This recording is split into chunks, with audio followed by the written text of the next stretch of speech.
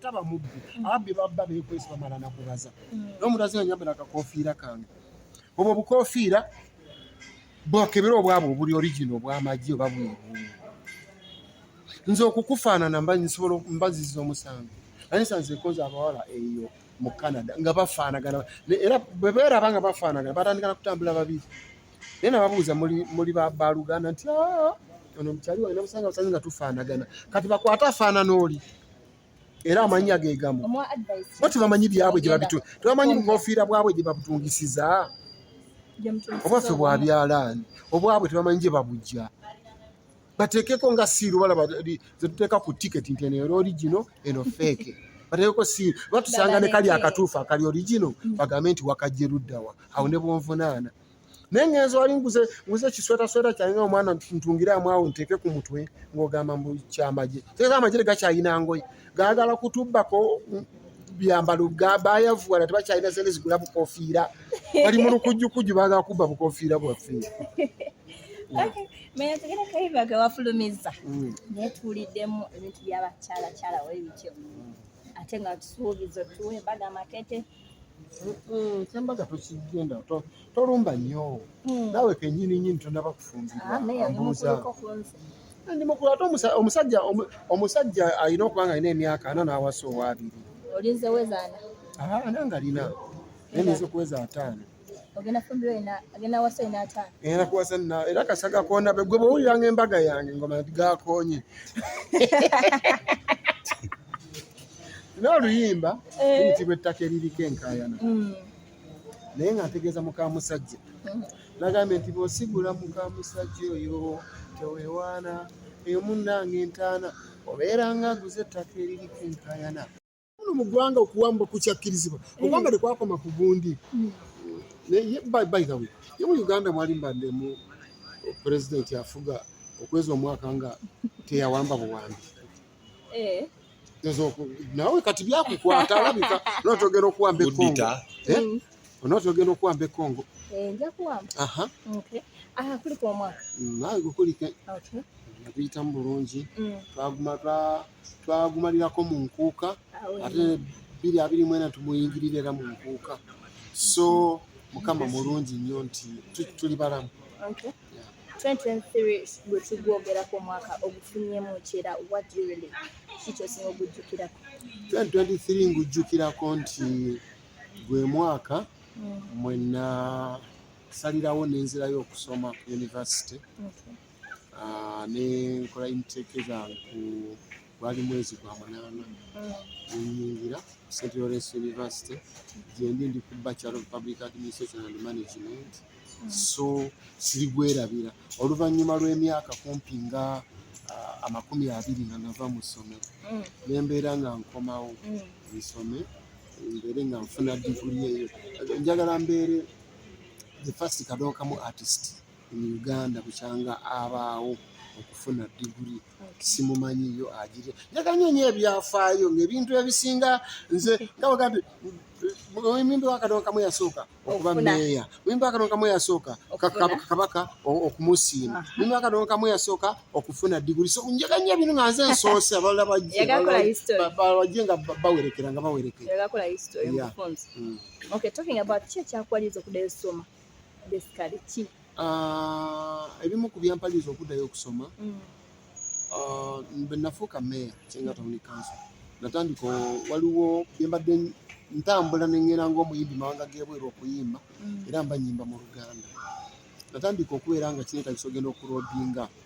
okulobingira banda Kyenga Town Council mu authorities wakyo tuyita authority to authority so obeera invited by authority tugeze eri South Africa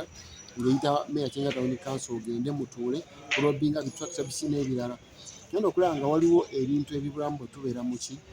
so wabeerawo wamu osigalira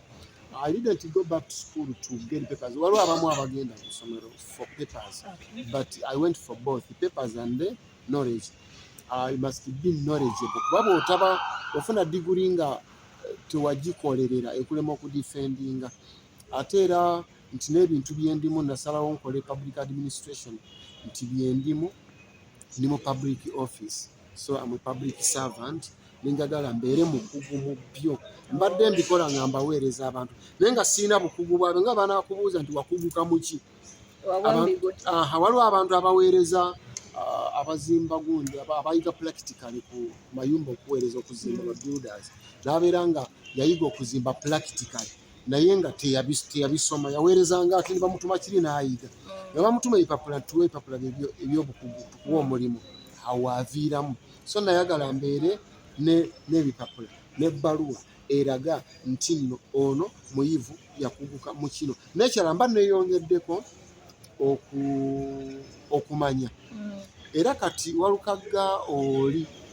yali tannagenda ku university n'ono ali ku university malala nnyo ono ali transformed nnyo ekigenze wadde nti mu bufunze nayagala ebintu ebyo n'okuba nti natuuka ekiseera nze bwe nali nva mu kyalo natolokayo butolusi n'enzija ane sente zaatawanyanga nnyo bazeeyi bange buli lisiti gye baaleetanga ey'abaana abagenda okugobwa school fees abatasasulanga nabangako kati neŋŋamba mbudde buno I have time, I have money nsobola okwesasulira n'ensalawo nzireyo nti okusoma ko tekuggwa era bangi nnyo n'abali era abasoma abansinga n'emyaka abansinga so ate sisoma kunoonya mulimu wabula nayagala mbeere mukugu mu ekyo n'okwetegekera nze kennyini for the coming government Kyagulanyi's government ejja 2026 omusajja agambye awo nti osavinze bulungi nnyo mu local government kyenga town council badde okola bulungi nnyo njagala obeere minister wa local government kati nga waliwo ebibulako so kati nina okubala mindset n'okubala ekiddako era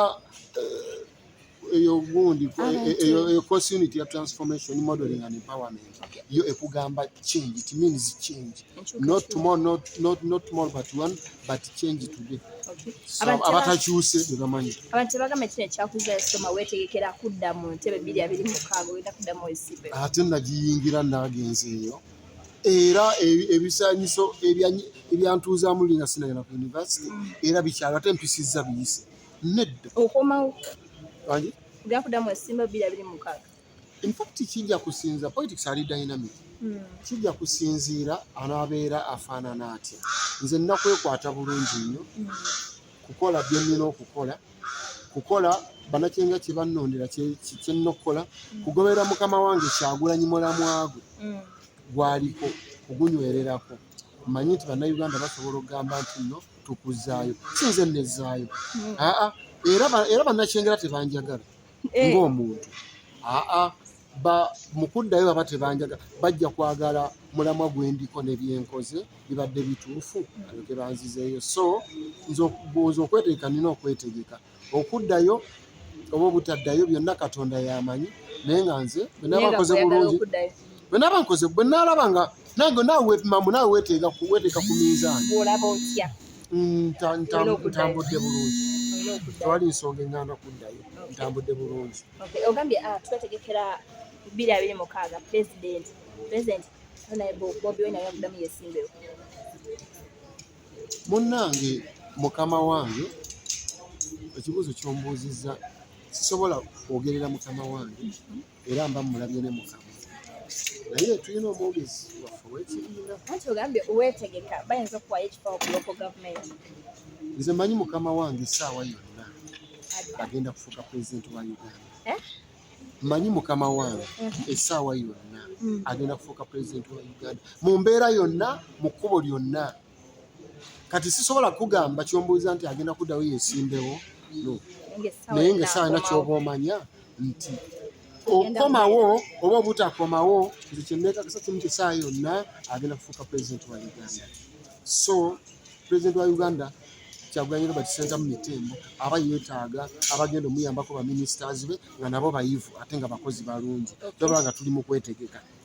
awo nyini bwogedde ku byobufuzi recently RCC yavayo Anderson n'agamba nti mujja ebyobufuzi mu bizinesi y'okuyimba music asoovamu ebyobufuzi nedda mwami Bulola alabika aliko kizibu nga ye omuntu so nno munange mbadde mu following ebiseera ebisinga ngabadde ayogera bulungi akozesa calmness babanga ayogera ku radio ko naye ko olusimanyi kya mutabango bali atabuze mune mukyala we oba yayina gwabanja atamusasudde oba yayina babanja nga baganye so newunya statement eyo okugivaamu wano kati kankubuulire okujjako nga tuyasoma political science according to Oxford Dictionary. Katuli mbitabo. Yes. Egambye ebyobukugu. According to Oxford Dictionary, egamba nti political science is the study of the government, how it operated, how it is operating, and how it will operate in the future. Kaka tosobola kujja politics. Ng'omuyimbi tosobola, and omuyimbi ye government. Government itaba muntu, abantu ye government. Olwo tuba twogera tusoma ku government byeyakola byeri mu kukola nebyejja okukola kati oyinza okuŋŋaana okwogera okukola prediction yange nga bwe nagamba nti Kyagulanyi Ssentamu 2026 ajja kuba president. That is my prediction. Osobola okukiŋŋaana kubanga political science according to Oxford Dictionary bw'agamba nze bwentyo bwensuubira n'okwogera ku binaabaawo ebiriwo n'ebyaliwo okujjako ayagala kugamba nti fe abayimbi tetuliiwo era tetulibaawo then aliko ekikyamu bwana bulola yeeterezemu bwetereza. Talking about the bonnets ze mwambala tekigenda kuddamu kukkirizibwa oyambala nnyo akapipo power or any amasooka ambala coming on state tekigenda kuddamu kukkirizibwa anti kyenjagala omanyi nti watula senior 6 eyo gundi recommendation yafuna certificate eyali entuufu ng'otu waliwo neyagifuna ya senior 6 ng'agijje ku NASA kati mwembi musobola okutwala ow'entuufu n'ow'enkyamu bawaakaani omulimu banoonyeza ne baga kakibe kyapa kale ngende byapa by'ettaka wabira abakuba ebifu ebyoku NASA n'abalina ebituufu era bugenda mu landis ne basaaki nga bagaa kino kyekituufu kati basobola okumma gwayina certificate entuufu gye wasomerera ne bawoli oku NASA banoonyereze zino bereti zetwambala zentuufu zez'amagye abasajja baliko kikyamu kikumutu zentuufu zez'amagye ezo gwe sooka jjo olaba olugoye kyamagye yagamba nti tekikkirizibwa inegira ne muwanika people power ekivulu any concert is going to be cancelled singa kiddamu baba kati ng'ate abaabwe bali mu kutambula nti no muzeeyi tova ku layini bali mu kwoza Muhoozi MK kakati fe atugaana ngaani bw'aba tayagala kubiraba nga bimutabuseeko takyasobola kubeera nga bintu byamuno abitegeera afe ave mu ggwanga kuba bigenda kwongera omutawaanya afe ave mu ggwanga bigenda kwongera omutawaanya ebintu okukutawaanya obiviira kubanga birwakkiriza ne bikutawaanya nga bwe weekaza oswala n'okuswala n'abaali balowooza nti gundi ono mugezi batandika okudiscoveringa nti omusajja